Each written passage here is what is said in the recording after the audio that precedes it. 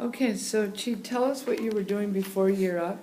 How'd you hear about the program, and why did you decide to join Year Up? That's a good question. I was doing multiple things before Europe. So one thing that I was working on was I was working in a retail job um, about 4 blocks away from my house, where I met two friends who was my coworker over there, and they eventually left the job to join Europe one by one. And after the first one got his internship and his full-time conversion, um, the second one went as well. And that's what led me thinking, should I still stay in school and take work at the same time, or should I do something like go to Europe? And that's when I discovered another program called META. And META is like a smaller program of Europe in the missions. Right. So I joined the META, and that's how, after I finished the program in META, I've decided to join Europe. Great. And why technology? Why do you like tech? Technology, definitely. Technology is something that I was grown with, and I was really passionate about it ever since I was in middle school towards high school. I discovered my passion in coding during an elective course in high school where the teacher is teaching us HTML and as well as Photoshop and CSS. I learned to develop my own webpage and host it on yahoo.com. Afterwards, when I got into college, I wasn't sure what I wanted to study, but I did know that I have a lot of passion in technology. I discovered that I was really good at hardware.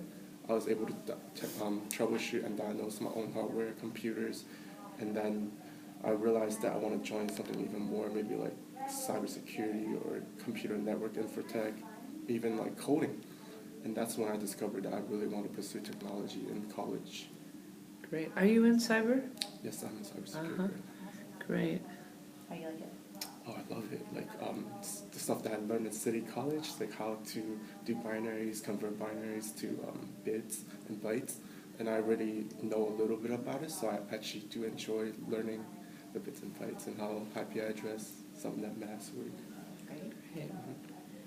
Um, so thinking back to the past 13, 14 weeks in L&D, what has been the greatest challenge for you coming into Europe? And what have you done to overcome this challenge? And what is your plan also moving forward to ensure your success in internship? Question. So there was definitely a lot of challenges during Europe, but a lot of them was easily solvable because a lot of the staff here is really knowledgeable in helping everybody to like get over the challenges. One of the biggest challenges that I had was coming to Europe in the morning, early in the morning, and then realized my schedule changed so drastically. And time management was one of the main things that I need organizations with. And how I worked that out was that after the second week, I started having a coach, and my coach Alan was really helpful in that way.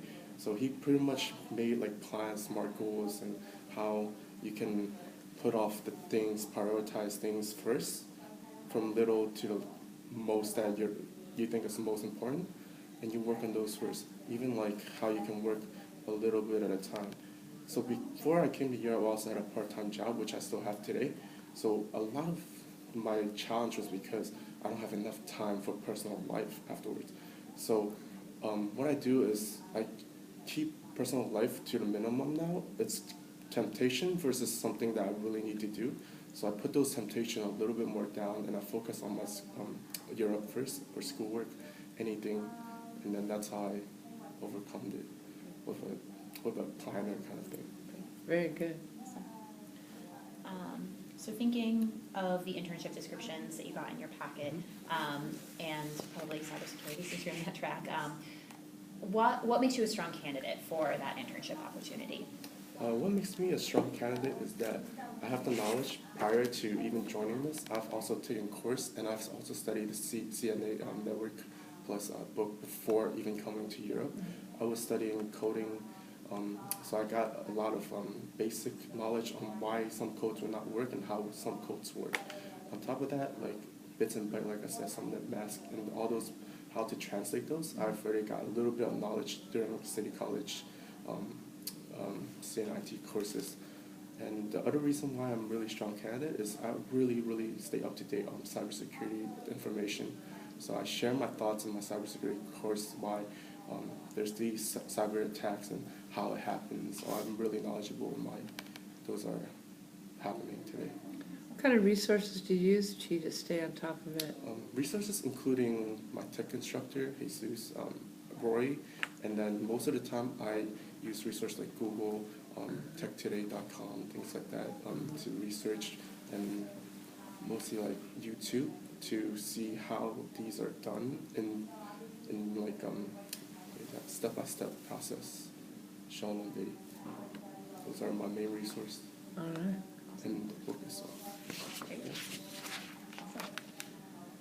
So describe a conflict situation you've experienced in the workplace in your life, and how did you handle it?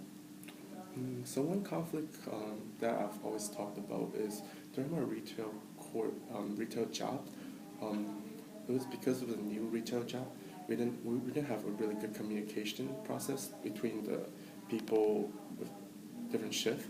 So when we were working, we had to switch shift, and we leave the shift, but we don't really communicate with what the next person has to do.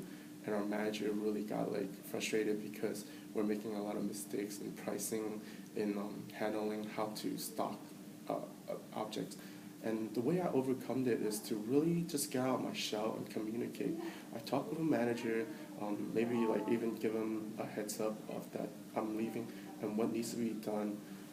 So he can leave a message either with the next person's shift to handle the situation, or I have to maybe stay maybe just a little bit afterwards to make sure the task is done accordingly, so I don't have to deal with something messed up or after the next day. Great. Cool. Awesome. Thank you. Can you share a time when you maybe had a project or an assignment from a manager or instructor, and you weren't really given the resources that you needed in order to complete that project or assignment? How did you handle that situation, and what did you do to get the information you needed? So a lot of the projects that are given to me, there's definitely not all the resources there, but a lot of them are really structured and have a lot of the resources as well. And there are the times that there's not structured enough and I need to ask questions about how something is done, I would straight up either go to a colleague first to see if there's a project that they're doing that's the same level as me and see how they do it.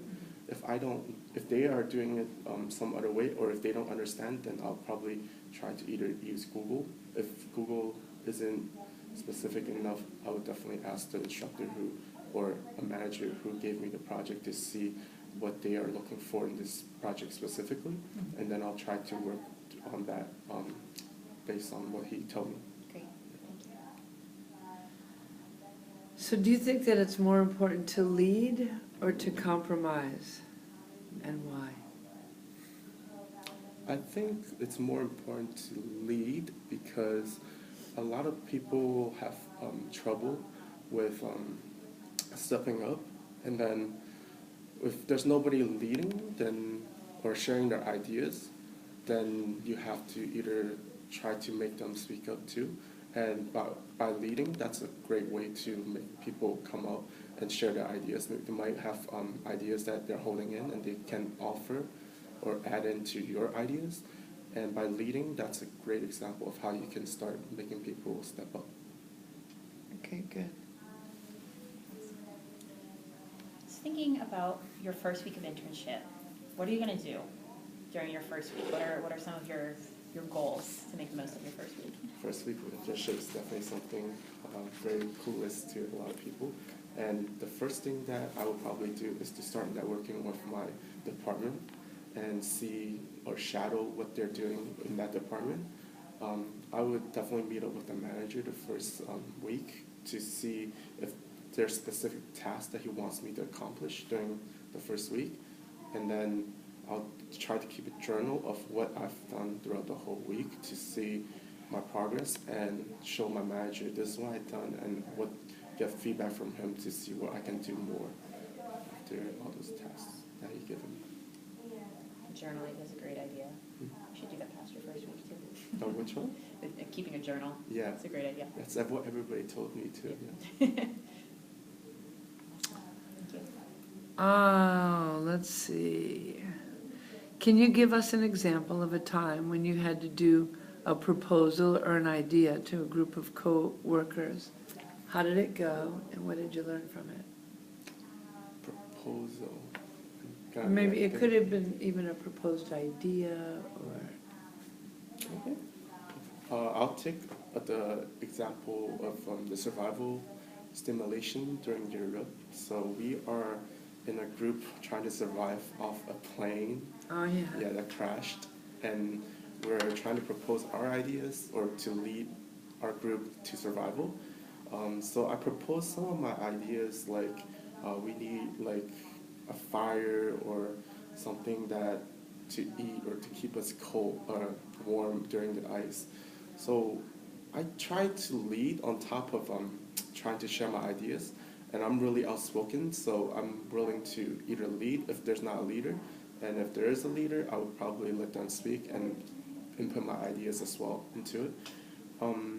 I remember watching the recording back that some of my ideas were a little bit put back because I do tend to agree other people's idea even more, but I still get my idea across, and they do consider my ideas, and so what happened was they also put my ideas on top, and they also decide on my ideas or my items as like a choice, and I do get my voice heard, but I wasn't strong enough to convey or convince the group to be 100% on my ideas.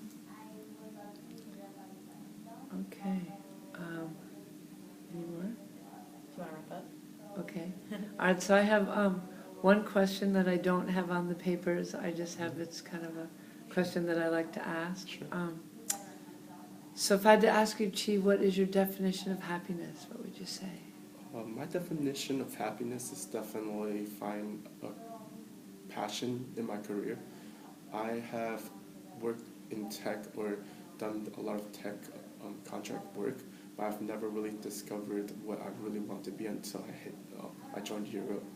And after all these focus towards cybersecurity or even coding, I really discovered my happiness into cybersecurity and reading about cybercrimes, like hacking, just technology in general. So I really find happiness as one to be finding the career in cybersecurity. Okay. And then I just have one very quick tech scenario. Mm-hmm. So Kathleen and I are working on a Word document, and we need to send that Word document as a PDF. How do you do it? Sure. So you can click Save As on, if you go Files and then you Save As, there's a document type on the bottom of where you can type your file name. You can change it to a PDF document, or after you save the file, you can also change extension by going to right-click on the icon, Properties, and you change the extension during the Properties on the shortcut. Great. All right, any questions for us? Sure, yeah. I would like some feedback. Do you guys have any feedbacks on my interview and how I presented? Well, we're going to give you formal feedback in writing, but I think you did very well. I think your passion came through. I think you gave great eye contact. You have a nice pace about yourself. You were concise in your answers. Yeah, I think you're clearly very prepared. Again, your passion came through in your answers. It was very clear that you were enthusiastic. You gave specific examples of like tech websites that you go to stay on top of things, which is cool to see. And I just think the way you laid out your answers, it was very easy to follow what you were saying. You painted a picture, and you tied everything up at the end. It was a very clear, concise story that you told. Yeah, those are my main notes. Okay, another question is, what were you guys specifically looking for during this interview, like skill-wise or readiness or anything in that? I think what I look for is, after being in IT for a long time and having to do a lot of hiring, I look, one, for passion. I look, does the person care? I look, are you teachable? Does it appear like you take the job seriously but not yourself too seriously? So I think poise, we're looking for, can you articulate what your ideas are? Are you able to get what's here out? body language. You know, basically, Chi, can we put you anywhere out there? Mhm. And I look at someone like you and we can put you anywhere out there. And that's really a great asset to have. I mean, no one's going to be perfect. And of course, you're going to be nervous. And like Kathleen always says, if you care, then you're nervous. But it's mainly how you carry yourself, right? And then, of course, the hard skills. But really, in an interview process, it's mainly your soft skills. Culture fit. Do you fit in the culture?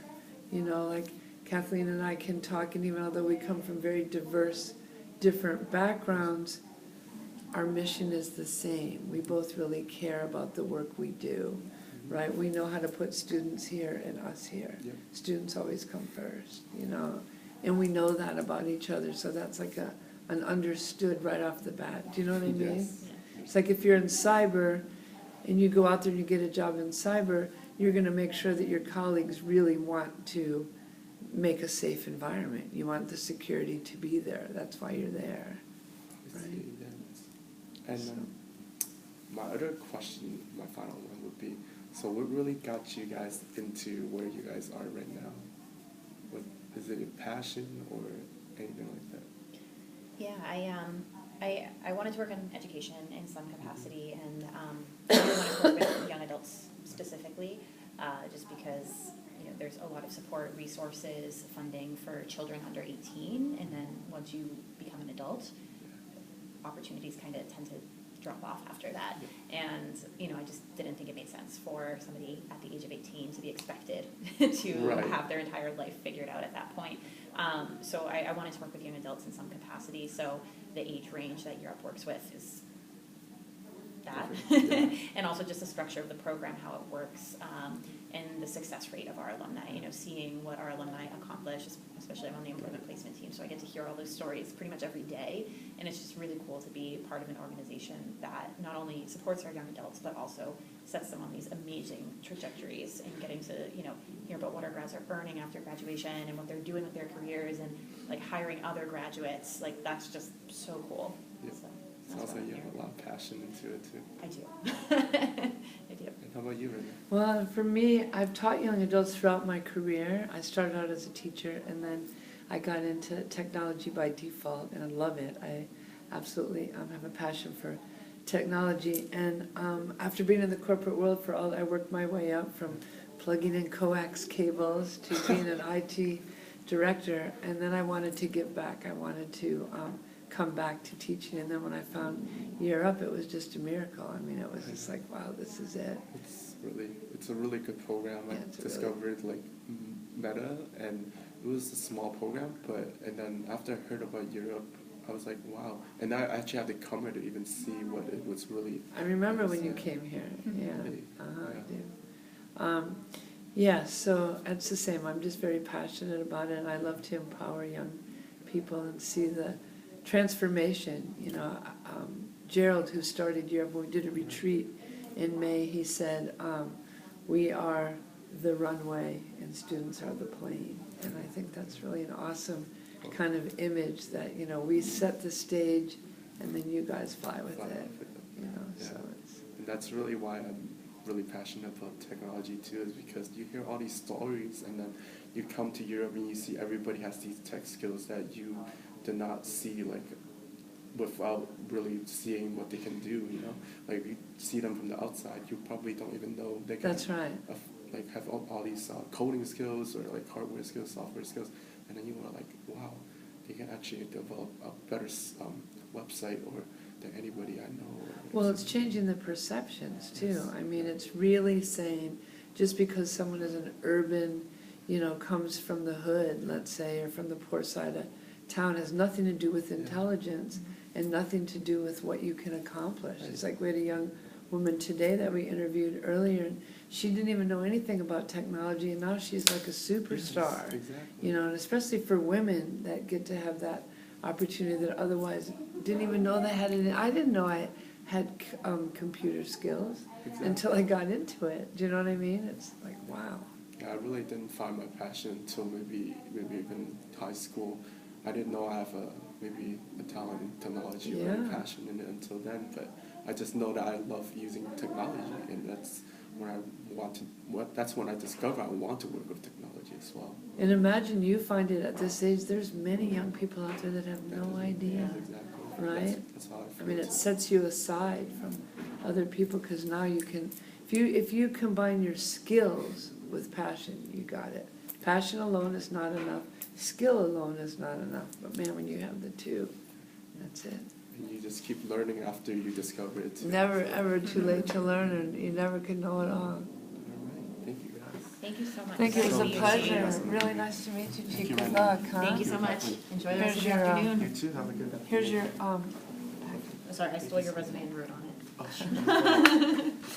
sure. all right, thank you, good luck, Thank you. you'll do well, you are doing well. Have a good afternoon. You too. You too. Almost off for us. Yeah.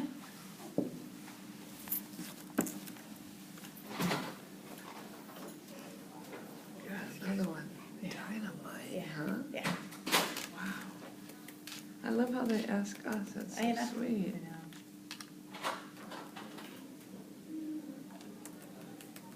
Can you give us 1 minute? Yeah. Thank you. Thank you. No worries, we'll come out.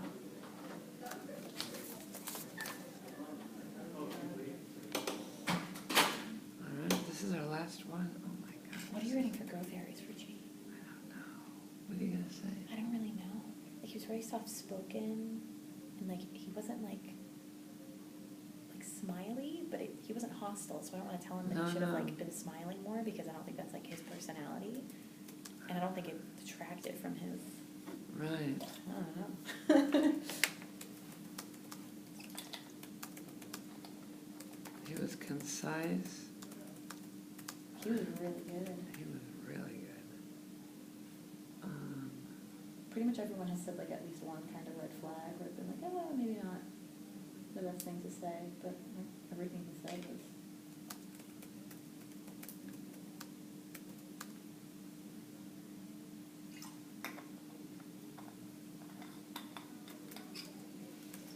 I'm not sure. I have to think about that. I have to think about it.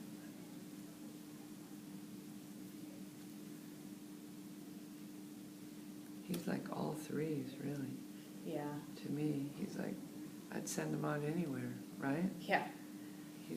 This kid's gonna be successful. I was looking at the responses to the rubrics so far, just to see kind of where everyone was falling. There aren't many threes, Oh, really? and I don't know if Wow. we've just had really good people, Wow. but I've definitely been, I don't know, I'm usually pretty like critical when it comes to that sort of thing, and I feel like I've given a good number of threes to people. I have. I don't know.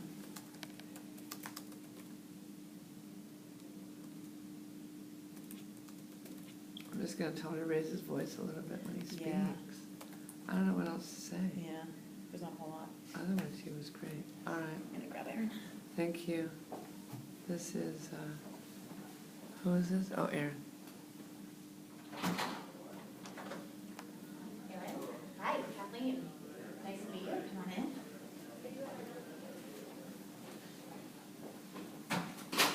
Hi, Hello, how you doing? I'm Renee Archer. Aaron. Hi, Aaron, nice to meet you. A resume for both of you. Thank you. Beautiful. How you feeling? Feeling great. Good. How yourself? Good. Good. Very good. Awesome. A lot of great interviews today.